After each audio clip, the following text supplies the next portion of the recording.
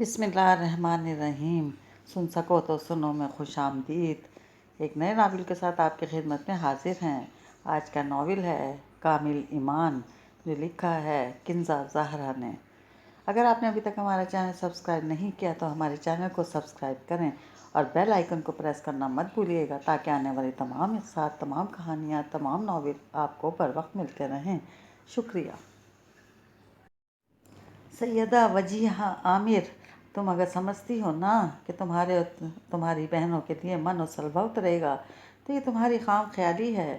صرف ایک دادی کے آسرے پہ تم اپنی ذمہ داریاں نہیں نبھا سکتی، اس لیے بڑوں کی بات مان لو۔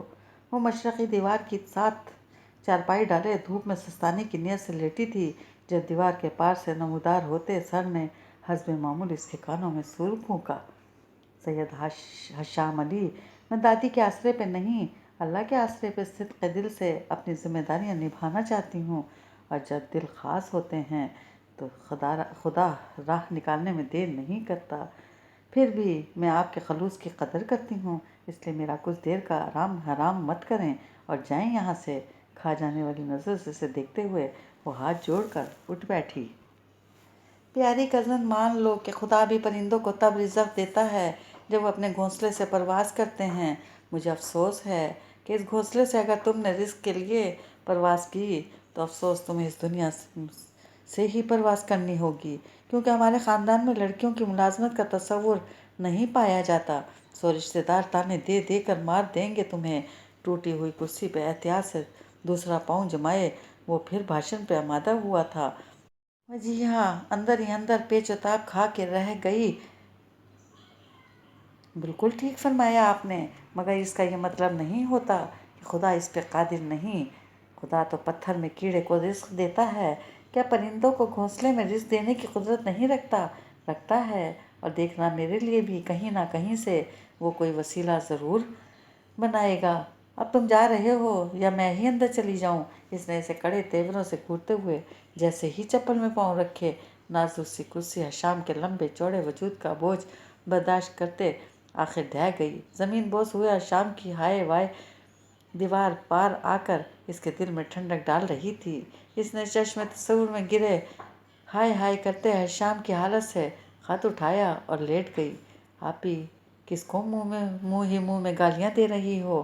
کسی کام سے باہر آتی ثنیا کے کانوں تک اس کی بڑبڑاہٹ پہنچی تو دوپٹے سے ہاتھ پہنچتی اس کے پاس آ بیٹھی۔ وہ بھی نئے سرے سے کھولتا دماغ لیے اٹھ بیٹھی۔ وہی تمہارے حشام بھیا جنہیں دنیا میں صرف دو کام ہیں، آفس میں جھک مارنا یا پھر سارا دن میرے کانوں میں یوں ڈلنا کہ میں اپنی ذمہ داریاں تنہا نہیں پوری کر پاؤں گی، اسی لیے دادی اور چچا کا کہنا مان کے خود غرض ہو جاؤں اور حشام سے ہوئی منگنی کو شادی میں بدل دوں اور تمہارا مستقبل بھی تایا کے ہاتھ میں دے دوں۔ میں ایسا بالکل نہیں کروں گی، دو ٹوک لہجے میں کہتے ہوئے اس کے اندر بھی انداز میں بلا کی سختی تھی۔ کہتے تو وہ ٹھیک ہیں اپیا، ہم تمہاری ذمہ داری تو نہیں، وقت سے پہلے اگر ہمارے والدین چلے گئے تو اس میں تمہارا تو کوئی قصور نہیں۔ دادی کا سہارا ریت کی دیوار جیسا ہے، اب ڈھہ گئی کہ تب، ایسے میں کم سے کم تم تو اپنے گھر سدھارو۔ اس کے سامنے آلتی پالتی مار کے بیٹھتے ہوئے وہ مدلل انداز میں بولی، مگر اس کا یہ مطلب نہیں کہ ہم ہاتھ پیر جوڑ کے مایوس ہو کر بیٹھ جائیں۔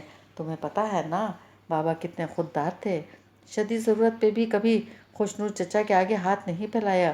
کیوں بھول جاتی ہو کہ وہ ہمارے رشتے کے چچا ہیں؟ دور فضا میں اڑتے پرندوں پہ نگاہ جمائے وہ دل کی سب باتیں افسردہ لہجے میں کہتی چلی گئی۔ پھر بھی آپ یہ ذمہ داری اٹھائیں گی؟ کیسے؟ آپ جانتی ہیں ہمارے گھرانے میں جاب کی اجازت نہیں۔ امرینا کی اور میری پڑھائی، فہیم کا اسکول، ٹیوشن، یہ سب دادی کی پینشن پر کیسے ہوگا؟ اپنی گود میں رکھے ہاتھوں پر نظر جمائے ثنیا کہہ رہی تھی، جبکہ اس کا دل سن کے کٹ رہا تھا، وہ ہے نا ہمارا وارث، وہ ضرور کوئی نہ کوئی راہ نکالے گا۔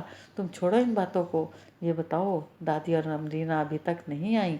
یہ لوگ پینشن لینے گئی ہیں یا امریکہ دریافت کرنے؟ اس نے جان بوجھ کے لہجے کو خوشگوار بنا کے دادی کے بابت پوچھا۔ وہاں رش ہوگا اس لیے دیر ہو گئی ہوگی۔ آپ تو آئیں نا، میں نے آلو کے سالن کے ساتھ روٹی بنائی ہے، آپ اور میں کھاتے ہیں۔ فہیم تو کھا کے ٹیوشن بھی چلا گیا۔ اسے زبردستی اٹھاتی وہ اندر لے گئی۔ یہ لوگ 3 بہنیں تھیں، سب سے بڑی وجیہہ، پھر پرائیویٹ ماسٹرز کرنے کے بعد पढ़ाई छोड़ चुकी थी। इससे छोटी सनिया जो बीकॉम पार्ट 1 में थी, और इससे छोटी अमरीना जो अभी मैट्रिक में थी। 1 साल पहले आमिर सुलेमान और फ़रदा बतूल एक एक्सीडेंट में खालिक की हकीकी से जा मिले। इनकी ज़िंदगियों को वीरान कर गए। सफ़िया खातून तो ढह सी गईं। अब तो इनके कब्र में जाने के दिन थे। जिन हाथों ने इन्हें कब्र में उतारना था वो खुद 4 कंधों पर सवार होके सफ़र आखिरत पर जा चुके थे। अब इन्हें ही हिम्मत पकड़नी थी। आमिर की छोड़ी हुई जिम्मेदारियां अब इन्हें निभानी थी। गो सैयद हिमायत अली शाह एक बड़े ओहदे से रिटायर हुए थे। इनके बाद इनकी पेंशन एक माकूल रकम पर मबनी थी। फिर भी अच्छी खासी इनकी पेंशन इन मसाइल के सामने नाकाफ़ी लगती थी जो आमिर के बाद इस घर को दरपेश थी। वो दीवार के साथ इनके सगे भांजे खुशनूर अली का घर था, जहाँ 6 बेटे थे और बेहद खाता पीता घराना था। मगर दादी अपने बेटे की खुददारी को मलहूस खातिर रखते हुए इन हालात में भी कभी उफ तक नहीं करती थीं। किसने कहा था ऐसे बंदर की तरह लटक लटक कर इधर झांकने को? अब भुगतो। इससे छोटे एहतशाम ने जैसे इसे घुरका था। 2 साल की बड़ाई को अक्सर खातिर में नहीं लाता था। वो इंजीनियरिंग कर रहा था, फिर भी फितरी लाउबाली था। रट्टू तोते, अब ये सब अम्मी से मत कहना। वो बतुल खाला के घर गई हैं, आती ही होंगी। इसने जैसे इल्तिजा की थी, जिस पे एहतशाम ने भवें उचका के यूँ लापरवाही जाहिर की, जैसे कह रहा हो कि सोचूंगा मगर मेरा पता कोई नहीं। हशाम खोल के रह गया। है ये क्या हुआ तुम्हें? सकीना बेगम जो अभी अभी लाउंज में दाखिल हुई थी, एहतशाम को हशाम के पैर पर पट्टी करता देख के दहल गईं। अरे मेरी प्यारी माँ, कुछ भी तो नहीं हुआ मुझे, बस ज़रा हशाम के साथ क्रिकेट खेलने चला गया था। साहबजादे ने लकड़ी की गेंद मेरे पाँव पे कुछ इस तरह ज़ोर से मारी कि अभी भी हल्का हल्का दर्द है। इसने कराहते हुए सामने बैठे एहतशाम पे सारा इल्ज़ाम धर दिया। सकीना बेगम सर पे ओढ़ी चादर तय करती अलमारी की तरफ मुड़ गईं। एक तो ज़रा देर के लिए घर से क्या जाओ, मेरे आने तक कुछ ना कुछ करतूत तुम लोग कर चुके होते हो। हाशिम और तैमूर पहले ही मेरी आंखों से दूर जा बसे हैं। बूढ़े माँ बाप को एक तुम दोनों का सहारा है, और तुम लोग हो कि तुम्हारी मस्तियाँ ही नहीं ख़त्म होती। आप दीदा लहजे में वो चादर को अलमारी में टांगते हुए मुसलसल बोल रही थी। इन्हें घर में ओढ़ने वाली चादर नहीं मिल रही थी। वो आगे पीछे मुड़ के देख लेती तो एहतशाम की घूरियों का मतलब खूब समझ जाती। दफातन वह शाम के पर्स में से 1000 का नोट निकाल के यूँ हो गया जैसे कह रहा हो कि जाओ बख्श दिया, क्या याद करोगे सकीना को। चादर मिल चुकी थी। वो चादर ओढ़ती इनकी तरफ मुड़ी। एहतशाम फ़ौरन खड़ा हो गया। मुबादा हशाम इससे उड़ाए हुए पैसे छीन ना ले। अम्मा, आप तो ऐसे परेशान हैं जैसे इंग्लैंड में आपके बेटे नहीं बेटियां हैं। अरे मेरी भोली माँ, वो दोनों वहाँ खुश हैं। तैमूर भैया तो हाशिम भैया की साली से शादी भी रचा चुके हैं। आप दुखी हो कि क्या इन्हें वापस ले आएंगी? एहतशाम के लहजे में लापरवाही का अंसर गालिब था। झुक कर इनके कंधे पर सर टिकाते हुए वो इन्हें इस एहसास से निकालने लगा। कहते तो तुम ठीक हो, इन्होंने कभी वापस आने का नाम तक नहीं लिया। चलो अल्लाह मेरे बेटों को हमेशा खुश रखे और तुम दोनों को थोड़ी सी अकल दे दे। अब हटो, मैं कुछ बना लूँ। खुशनूद आते ही होंगे, उन्होंने आते ही खाने का पूछना है। वो हमारे लिए इतनी मेहनत करते हैं, मैं क्या इनके लिए खाना वक्त पर तैयार नहीं रख सकती? वो एक थप्पड़ ताड़ जैसे लंबे एहतशाम को लगाते हुए बोली। ओए होए, छोड़िए, लड़की को जाने दें। इसने अपने इनके पसंद के पकवान बनाने हैं। हम बेचारे यूं ही इस वहम में मारे जाते हैं कि हमारी अम्मा हमारी पसंद के खाने बनाती नहीं थकती। अब की बार खामोश बैठे हशाम ने टुकड़ा लगाया था, जिस पर एहतशाम बेख्तियार कहका लगा बैठा और पीछे हटते हुए आंखों में शरारत समोए इन्हें रास्ता दिया। जबकि शर्मिंदा सी सकीना खातून फिर से गोया हुई। शर्म तो नहीं आती? घोड़े के घोड़े हो गए हो और माँ को ऐसे तंग कर रहे हो जैसे मेरे बेटे नहीं मेरी सहेलियाँ हो। हशाम के बच्चे, मैं तुम्हें लड़की नज़र आती हूँ? उन्होंने एहतशाम को घूरते हुए हशाम को घुरका तो दोनों के छत फाड़ कह के गूंजे थे। सकीना ने दिल ही दिल में अपने बेटों की खुशियों की दायमी होने की दुआ की। अरे यार अम्मी, हम सहेलियाँ ही तो हैं आपकी, और आप लड़की ही तो हैं। लड़कियों के सर पे सींग तो नहीं होते। आप ज़रा से बाल काले कर लें, मेकअप कर लें तो यकीन जाने छोटी बहन लगेंगी आप हमारी। एहतशाम फिर से शुरू हो चुका था, लेकिन अब की बार सकीना बेगम संजीदा हो चुकी थी। बको मत, हर वक्त का मजाक अच्छा नहीं होता। हर शाम अब तुम कल जॉब पे मत चले जाना, कुछ देर आराम करना घर पे, मैं तुम्हारे लिए सूप बना कर लाती हूँ। इसके आयोडेक्स की पट्टी में जकड़े पाँव को देखकर नसीहत करते हुए वो कमरे से निकल गईं। एहतशाम के बच्चे, भूखे नदीरे कहीं के, याद रखना ये पैसे तुम्हें हजम नहीं होने वाले। इससे पहले कि चोरी हो जाएं या कहीं गिर जाएं, या तुम इनसे जो भी ख़रीद के खाओ वो तुम्हारे पेट में मरोड़ बन के फिरे। शराफत से मेरे पैसे मुझे वापस करो। हशाम जानता था ये इसकी वो डिमांड थी जिसके पूरे होने का इम्कान क़यामत तक नहीं था। कौन से पैसे? तुम्हारे खो गए हैं। कहीं पैसे क्या, कहीं तुम्हारे पैर की चोट का असर दिमाग तक तो नहीं पहुंच गया? ठहरो, चेक करके बताता हूँ। अपने ठंडे यख दवा की बदबू वाले हाथ इसके माथे पे धरे, यूँ आंखें मूंद गया जैसे वाकई मर्ज का पता लगा ही लेगा। भूखे नतीदे फ़कीर, हट, जाके हाथ धो। एहतशाम का हाथ झटकता वो अपने पैसों पे इन्ना लिल्लाहि व इन्ना इलैहि राजिऊन पढ़ता इसे हाथ धोने का कहने लगा। फिर यक लख्त कुछ ख्याल आने पे इसे रोक बैठा। सुन, तुझे कहा था साथ वालों के यहाँ इंटरनेट लगवाना है, लगवाया कि नहीं? इसने आवाज़ दबा के सवाल किया। गो सकीना खातून ने कभी इन्हें दादी के घर के किसी काम से मना नहीं किया था, मगर फिर भी इंटरनेट लगवाने की फरमाइश खालिसतन अमरीना की थी, और वो घर के बुज़ुर्गों को इंटरनेट के नुकसानात के साथ होने वाले फ़वाइद पे कायल नहीं कर सकता था। इसलिए ये मामला राज रखना पड़ा। कल ही जाके लगवा दिया है भाई, मगर इसके ज़रूरत क्या थी ये समझ में नहीं आया। सर खुजाते हुए एहतशाम वो सवाल पूछ ही बैठा जो कल से दिमाग में कुलबुला रहा था। असल में अमरीना ड्रामों फिल्मों की रसिया है, मगर तुम तो वजीहा के अना से वाकिफ़ हो। हर बार जब मरीना हमारे घर से कोई ड्रामा देख के जाती है तो वजीहा इसे डांट खाती है। अब बच्चे आराम से अपने पसंद के ड्रामे तो देख पाएगी ना? इसने सोफे पर ही नींद दराज होते हुए कहा। तो एहतशाम मुस्कुरा दिया। ये तो तुम ठीक कह रहे हो, कभी कभी तो वजीहा भाभी का रवैया मुझे भी उलझा देता है। सनिया जैसी नफीस लड़की की बहन तो लगती ही नहीं है वो आखिरी जुमला एहतशाम ने सरगोशी में कहा था, मगर हशाम सुन चुका था। अहम अहम, ये मैं क्या सुन रहा हूँ? ज़रा फिर से बोलना। दानिस्ता कान पे दायां हाथ रख के या सुनने की एक्टिंग करते हशाम ने गला खंकारते हुए पूछा।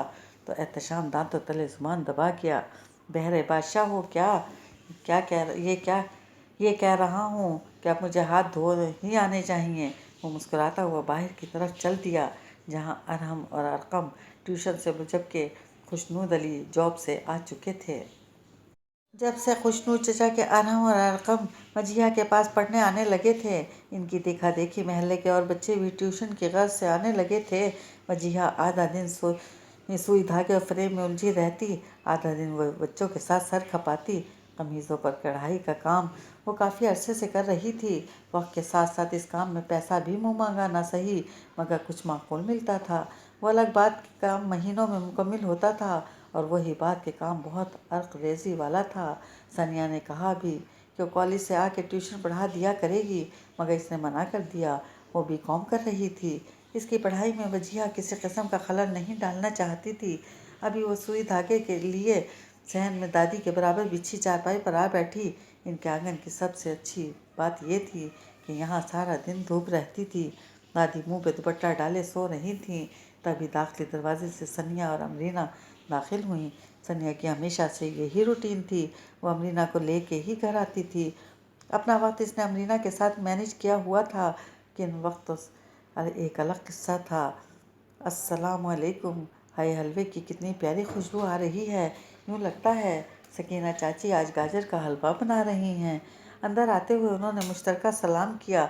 सनिया तो चादर और चप्पल बदलने अंदर चली गई, मगर अमरीना इसकी चारपाई के पास खड़ी लंबा सांस लेकर सहन में फैलती हलवे की भीनी भीनी खुशबू को महसूस करने लगी। नतीदी कहीं की, दूसरों के घरों की खुशबू पे राल नहीं टपकाते। चल अंदर चल, मैंने आज अरबी बनाई है, तुम्हें रोटी डाल देती हूँ, वो खाओ। तुम भूलो मत कि अभी तुम्हारी मंगतों की तरह नेट लगवाने वाली हरकत पे मेरा गुस्सा बाकी है। इसने चप्पल पाँव में उड़सते हुए नासहाना अंदाज में कहा। आप भी इतना तो डांट चुकी हैं, तब से आप मुझे, अब आप कुछ भी कहो میں تو ارحم سے کاپی لینے کے بہانے ضرور وہاں جاؤں گی۔ مجھے پتہ ہے چاچی مجھے بھی حلوہ ضرور دیں گی، وہ ضدی انداز میں کہہ رہی تھی۔ وجیہہ کے دل سے ٹھیس اٹھی۔ مہینے کا آخر تھا اور پیسے کا بھرم بمشکل قائم تھا۔ وہ اندر آ کے تازہ پھلکے ڈالنے لگی۔ جب دادی کو چادر اوڑھتے ہوئے تیزی سے باہر نکلتے دیکھا، کچھ ہی دیر میں وہ گاجر اور 2 کلو دودھ لیے گھر میں داخل ہوئیں۔ بادام، پستے وغیرہ پہلے ہی گھر میں تھے۔ دادی، آپ کو امرینا کی عادت کا تو پتہ ہے، وہ خوشبو سے ہی للچانے لگتی ہے۔ وہ تو بچی ہے، آپ اس کی باتوں میں آ کے اتنا خرچہ کیوں کر آئیں؟ آپ جانتی ہیں نا مہینے کا آخر ہمیں اس قسم کی عیاشی کی اجازت نہیں دیتا۔ کھانا کھاتے ہی امرینا گاجر دیکھ کے خوشی خوشی ثنیا کے ساتھ کچن میں گھس گئی، جبکہ وجیہہ برتن سمیٹتی دادی سے کہنے لگی، وہ بچی ہی تو ہے، زندگی کی سختیوں کو بڑے تو سمجھ سکتے ہیں، بچوں میں اتنا صبر برداشت کہاں ہوتا ہے کہ وہ حالات کی نزاکت کے تحت خود کو ڈھال سکیں۔ آمین نے کبھی تم لوگوں کی کس خواہش کو حسرت نہیں بننے دیا تھا، میں کیسے بننے دوں؟ دادی کھانا کھا چکی تھی، فرشی دسترخوان سے اٹھ کر بیڈ پہ لحاف اوڑھے بیٹھے دکھی لہجے میں بتاتی چلی گئیں۔ وہ سمجھ سکتی تھی محبت انسان کی مجبوری ہوتی ہے، وہ بھی امرینا کو ایسے نہیں دیکھ سکتی تھی۔ وہ برتن رکھنے کچن میں آئی تو ایک اور مسئلہ کشمیر چھڑا تھا۔ ثنیا دادی سے حلوے کی ترکیب پوچھ کر آئی تھی، وہ کچن میں آنے تک بھول گئی تھی۔ اب اس سے مدد مانگی گئی، اس نے یہ کہہ کر ہاتھ کھڑے کر دیے کہ بچے آنے والے ہیں۔ امرینا بھاگ کے اپنے موبائل لے آئی، جہاں نیٹ کے ذریعے ایک لڑکی گاجر کا حلوہ سٹیپ بائی سٹیپ سکھا رہی تھی۔ کچھ ہی دیر میں حلوہ بن گیا۔ وجیہہ حیران رہ گئی، واہ امرینا کی بچی، یہ کیا تھا؟ نیٹ پہ یہ سب بھی ہوتا ہے؟ وہ واقعی ششدر رہ گئی، ورنہ نیٹ کے بارے میں اس کے خیالات بڑوں جیسے ہی تھے۔ ہاں آپی، اس سے لوگ چینل بنا کے عزت دار روزگار کماتے ہیں، جو لڑکیاں باہر نہیں نکل سکتیں وہ ایسے ہی چینل بنا کر رزق حلال کماتی ہیں۔ وہ اور بھی کچھ بتا رہی تھی، مگر وجیہہ سن ہی کہاں رہی تھی۔ وجیہہ نے اسی رات حشام کو فون کر کے چینل بنانے کو کہا، گو حشام ان دنوں جاب چھوٹ جانے پہ کچھ پریشان تھا، پھر بھی اس نے ان کا بھرپور ساتھ دینے کا وعدہ کیا۔ چند ہی دنوں میں ان کے موبائل میں لاہوری کچن کے نام سے چینل بن چکا تھا، جسے پروموٹ کرنے کی ساری ذمہ داری حشام نے اٹھائی تھی۔ پہلی بار انہوں نے چینل پہ ویڈیو ڈالی تھی جس میں وجیہہ نے کوکنگ کی تھی، جبکہ ثنیا نے ویڈیو بنائی تھی۔ بےحد لذیذ اور کھلی کھلی بریانی وجیہہ کے جہیز کے نفیس برتنوں میں بنائی اور سجائی گئی تھی۔ جھجکتے ہوئے اشیاء اور ترکیب بتاتے وجیہہ کا لہجہ کپکپاہٹ کا شکار تھا، گو ثنیا نے کیمرہ چیزوں اور برتنوں پہ فوکس کر رکھا تھا، پھر بھی اس کا ہاتھ ہلکی کپکپاہٹ کا شکار تھا، جسے دوسرے ہاتھ سے تھامے وہ ویڈیو بنانے میں مشغول تھی۔ پہلے مہینے ان کے چینل کو 1000 ویوز ملے، دوسرے ہی مہینے یہ تعداد بڑھ کر لاکھوں میں چلی گئی، کیونکہ حشام نے ان کے چینل کو پروموٹ کرنے میں کوئی کسر اٹھا نہیں رکھی تھی۔ حشام کے ہی ایزی پیسہ اکاؤنٹ میں گوگل سے ملنے والے چینل کی پیمنٹ آنے لگی۔ رفتہ رفتہ حالات سہل سے سہل ترین ہو گئے۔ ثنیا، امرینا اور فہیم کی فیس اب بڑی سہولت سے جانے لگی تھی۔ گھر میں نیا پینٹ کروایا گیا تھا، 3 کمروں میں سے ایک کمرے کو خالی کر کے اس میں جدید طرز کے صوفہ سیٹ رکھے گئے تھے۔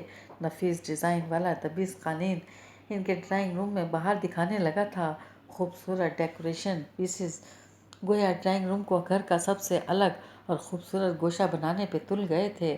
اب ہر وہ چیز ان کی پہنچ میں تھی جن کی پہلے وہ بس حسرت کر سکتے تھے۔ وجیہہ دن رات سجدہ شکر ادا کرتے نہیں تھکتی تھی، وقت جیسے پر لگا کر اڑا تھا۔ BCom کے بعد ثنیا بینک میں جاب کر رہی تھی جب خوشنود چچا احتشام کا رشتہ ثنیا کے لیے لے کر آ گئے۔ دادی نے کچھ پرس و پیش کے بعد ہاں کر دی۔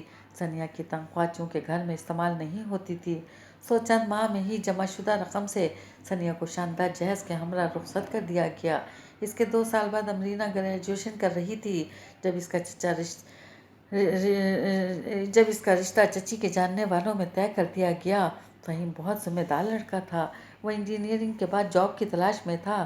راوی چین ہی چین لکھتا تھا، خالہ اب تو ہمیں حشام کی شادی کی تاریخ دے دیں، اب تو آپ کی پوتی اپنی سب ذمہ داریاں نبھا چکی ہے۔ حشام کا کاروبار بھی ماشاءاللہ بہت اچھا چل نکلا ہے۔ جاب نہ ملنے پر حشام نے گارمنٹس کا کاروبار شروع کیا تھا، जो अब अच्छा चलने लगा था। सकीना आज जैसे तारीख लेके ही उठने वाली थी। सकीना, वजिया कल भी तुम्हारी अमानत थी, आज भी है, मगर वो हक बजानी थी। बड़ी होने के नाते अगर वो अपने बहन भाइयों को अपनी जिम्मेदारी समझती थी तो ये इसका हक था। फिर देखो खुदा ने कैसे मेरी बेटी की राहें हमवार की, कैसे रिस्क हलाल के रास्ते इसके लिए खोले। दादी की आंखें फटते जज्बात से झिलमिला उठी।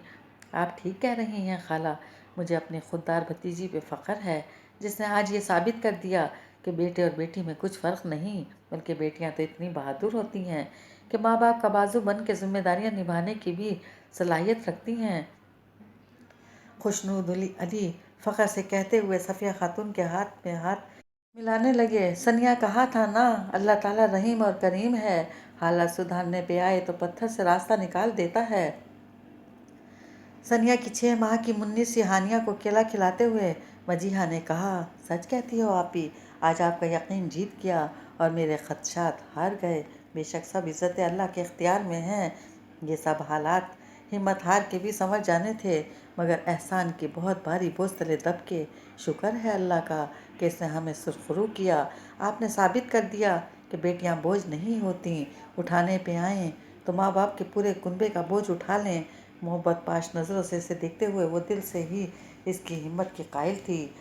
अमीना ने चूँकि ग्रेजुएशन से आगे पढ़ने से इनकार कर दिया था, सो वजिया के साथ इसकी भी शादी तय पा चुकी थी। इन्हीं दिनों फ़हीम को जॉब मिल गई थी। इनकी खुशियाँ गोया दो चंद हो गईं। वो इनकी मेहंदी की रात थी जब सुबह के 4 बजे वो दादी के साथ बेड पर आ लेटी।